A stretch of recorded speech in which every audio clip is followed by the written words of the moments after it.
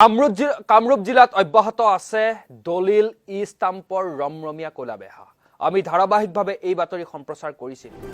আসাম টক্সৰ বিশেষ অনুষ্ঠান কোলা পৃষ্ঠাতো স্থান পাইছিলে এই বাতৰি, কিন্তু আজিলৈকে গা লৰা নাই কৰ্তৃপক্ষ। আমি পুনৰ জনাইছো কামৰূপ জিলাত অব্যাহত আছে দলিল আৰু ই ষ্টাম্পৰ ৰমৰমীয়া কোলাবেহা। আমি জনাইছো এটা গুৰুত্বপূৰ্ণ খবৰ। কুম্ভকৰ্ণ নিদ্ৰাত উপায়ুক্তগৰাকী।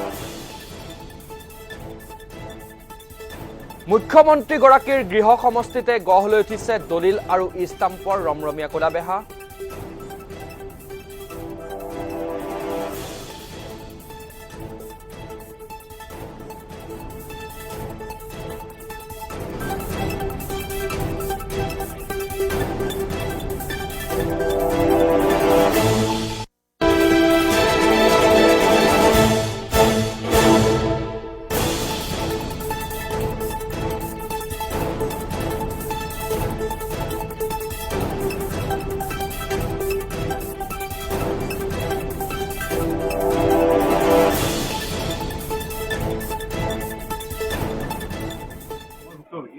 আজি মই 50 টকা দলিল 75 টকা লৈছোঁ।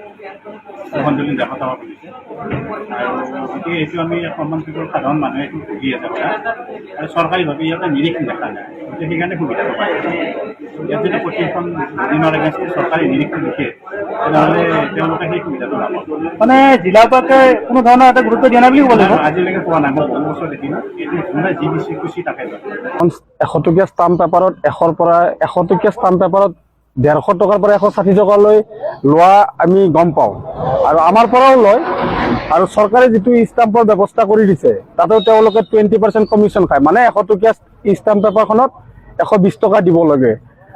এইটো আমাৰ মুখ্যমন্ত্ৰী মহোদয়ৰ গৃহ সমষ্টি, আৰু সেই গতিকে উপায়ুক্ত মহোদয় এই যিবোৰ মানে বেহাবোৰ কলা বেহা চলি আছে সেইবোৰৰ ওপৰত তেওঁ লক্ষ্য ৰাখি মানে দৃষ্টিগোচৰ কৰিব লাগে।